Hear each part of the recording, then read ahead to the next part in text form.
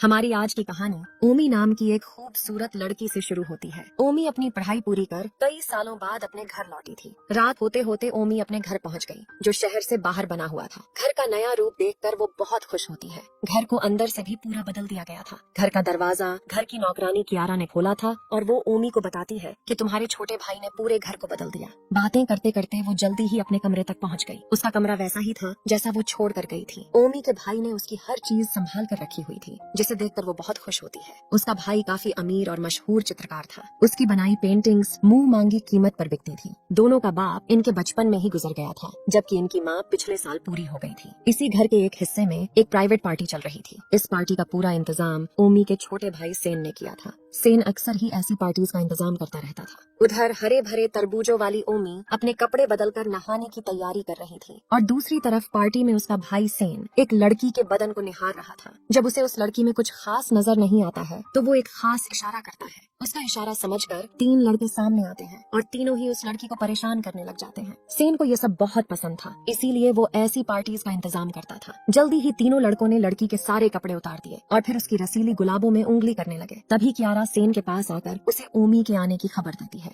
कियारा के जाने के बाद लड़की सेन से रहम की भीख मांगने लगी, लेकिन सेन उसकी तरफ ध्यान नहीं देता। अब गुस्से में आकर वो सेन का चेहरा नोच देती है, जिसके बाद सेन उसे बहुत मारता है। मारपीट के बाद सेन एक बार फिर इशारा करता है और तीनों दरिंदे उसकी गुलाबों पर जानवरों की तरह टूट पड़ते हैं। दूसरी तरफ ओमी अभी भी नहा रही थी और इसी बीच उसके पास सेन की प्रेमिका शीसी आती है। शीसी सेन के साथ इसी घर में रहती थी। शीसी यहाँ ओमी से ही मिलने आई थी। वो दोनों अभी बातें कर ही रही थी कि तभी उनके पास सेन भी आ गया। दोनों भाई बहन एक दूसरे को देखकर बहुत खुश हुए, लेकिन ओमी सेन के चेहरे पर जख्म देखकर परेशान होने लगी। उसके पूछने पर सेन कुछ नहीं बोलता, बल्कि उसे आराम करने को कहता है। थोड़ी देर में रात हो जाती है। ओमी अपने कमरे में सो रही थी, लेकिन एक आवाज सुनकर उसकी नींद खुल गई। जब वो जल्दी जल्दी उठकर दरवाजा खोलती है तो उसे शीसी नजर आती है। शीसी उसी लड़की के पास आई थी जिसकी गुलाबों को तीन तीन लड़कों ने सुजाकर लाल कर दिया था। सेन के कहने पर लड़की को कैद में रखा गया था। वो शीसी से कहती है कि मैं पिछले हफ्ते ही सेन से मिली थी और उसी के बुलाने पर पार्टी में आई थी। शीसी उसकी हर बात ध्यान से सुन रही थी और इसी बीच वो मौका देखकर लड़की को जहर का टीका लगा देती है। सेन को जो लड़की पसंद नहीं आती थी, शीसी उसे जहर देकर उसका काम तमाम कर देती थी। शीसी के जाने के बाद ओमी भी लड़की के पास आ गई।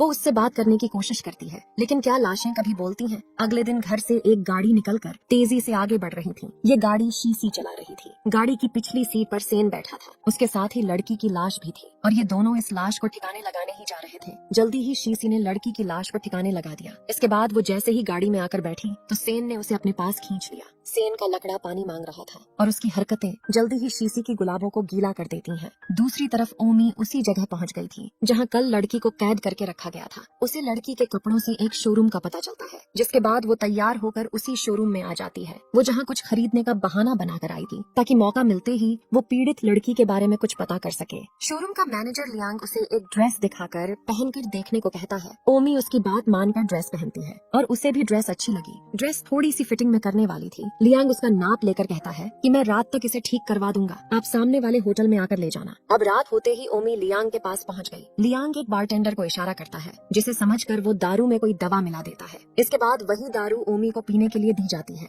ओमी ने जैसे ही वो दारू पी तो उसकी तबीयत बिगड़ने लगी और देखते ही देखते वो बेसुध होकर नीचे गिर गई। थोड़ी देर बाद जब ओमी होश में आई तो उसके कानों में एक आवाज पड़ती है। एक पत्रकार मैनेजर लियांग को बुरा भला कह रहा था। इस पत्रकार का नाम कीमू था। वो यहाँ कुछ छानबीन करने आया था। दरअसल पिछले 3 महीनों में इस होटल से कई लड़कियां गायब हो चुकी थीं और कीमू उसी की जांच करता करता यहाँ तक पहुँच गया था। कीमू के धमकाने के बाद लियांग ओमी से माफी मांगता है। वो ओमी को बेहोश कर उसकी गुलाबों लूटना चाहता था। लियांग के जाने के बाद कीमू ओमी के पास आता है। ये दोनों एक ही स्कूल में पढ़े थे, इसलिए दोनों जल्दी ही एक दूसरे को पहचान लेते हैं। देखते ही देखते दोनों की नजरें भी मिल गई। ओमी की गुलाबों प्यासी थी और कीमू का लकड़ा भी पूरी तरह तैयार था। इसके बाद जल्दी ही वो दोनों एक दूसरे के करीब आकर शुरू हो जाते हैं। प्यास बुझने पर ओमी अपने कपड़े पहनकर वहाँ से चली जाती है। अगले दिन कीमू सेन के पास आता है। वो यहाँ उससे गुमशुदा लड़कियों के बारे में पूछने आया था, क्योंकि उनमें से कई लड़कियाँ सेन के साथ देखी गई थी। मगर शीसी घर के गार्ड को बुलाकर कीमू को कचरे में फेंकवा देती है। थोड़ी देर बाद सेन के घर एक बार फिर से पार्टी शुरू हो गई। इस बार ओमी भी नई ड्रेस पहनकर पार्टी में आती है।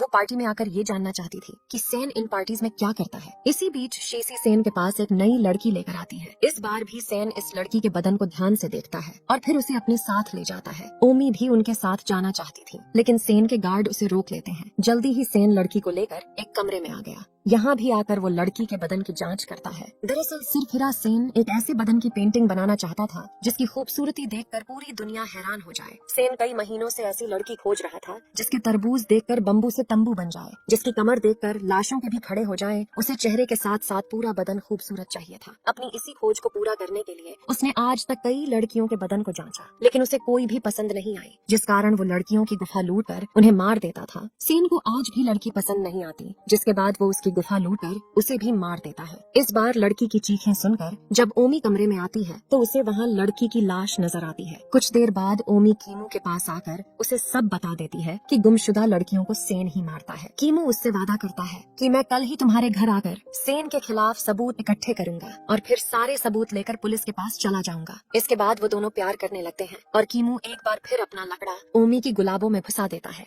देर रात तक यही सब करने के बाद ओमी अपने घर चली जाती है। अगले दिन सुबह शीशी ओमी के पास आकर पूछती है कि कल रात तुम कहाँ थी? इस पर ओमी जवाब देती है कि मैं यहाँ भी जाऊँ, ये पूछने वाली तुम कौन होती हो? ओमी का जवाब सुनकर शीशी को बहुत गुस्सा आ गया। इन दोनों की बातें सेन भी सुन रहा था, जो कमरे में लगे शीशे के बाहर खड़ा था। उधर शीशी ने ओमी को सबक सिखाने का फैसला कर लिया। वो जल्दी जल्दी 3 गार्ड्स को बुलाकर कहती है कि इसकी गुलाबों को फाड़ डालो ताकि ये घर से बाहर ना निकल पाए। शीशी की बात सुनकर तीनों दरिंदे मासूम ओमी पर टूट पड़ते हैं। कमरे के बाहर खड़ा उसका भाई सेन और कमरे के अंदर मौजूद शीशी सब देख रहे थे। उनकी नजरों के सामने ही एक गार्ड ने अपना ओमी की गुलाबों में डाल दिया, दूसरे ने पीछे भूरी में और तीसरे ने मुंह में डाल दिया। ओमी का हाल देखकर सेन को भी कुछ कुछ होने लगा था। वो भी अपना लकड़ा निकालकर उसे पीटने लगा। इसी बीच शीशी जब कमरे से बाहर आती है तो उसकी नजर सेन पर पड़ती है। सेन को हाथ का इस्तेमाल करते देख उसके तोते उड़ गए। उसे यकीन ही नहीं हो रहा था कि एक भाई अपनी ही बहन की इज्जत लुटते देख मजे ले सकता है। वो जल्दी जल्दी सेन के पास जाकर उसे शांत करने लगी ताकि उसका ध्यान ओमी से हट जाए। थोड़ी देर बाद कीमू भी सेन के घर पहुंच गया।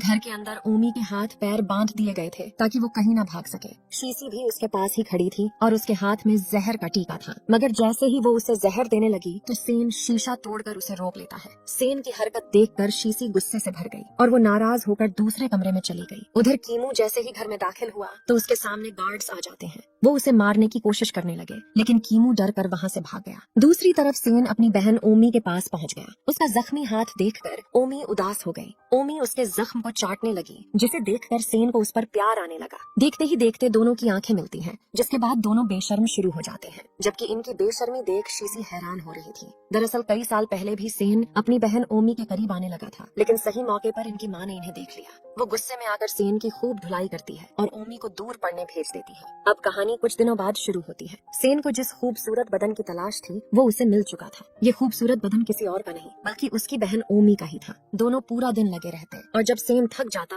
तो अपनी पेंटिंग बनाने लग जाता। असल में ओमी सेन का साथ इसलिए दे रही थी ताकि सेन अब और किसी बेकसूर लड़की को न मारे। दोनों भाई बहन को इतना करीब देखकर शीशी बहुत दुखी रहने लगी थी, क्योंकि उसे इनका ये रिश्ता पसंद नहीं था। कुछ दिनों बाद सेन की पेंटिंग बनकर तैयार हो चुकी थी और वो ओमी के साथ कमरे से बाहर निकलता है। इसी बीच शीशी जल्दी जल्दी सेन के पास आकर उसे जहरीला टीका लगा देती है। वो सेन को ओमी के साथ नहीं देख सकती थी। वो ये भी जानती थी कि ओमी मजबूरी में सेन का साथ दे रही है। कहानी के आखिर में शीशी खुद को भी जहर देकर मार लेती है और सिर्फ ओमी ही जिंदा बचती है।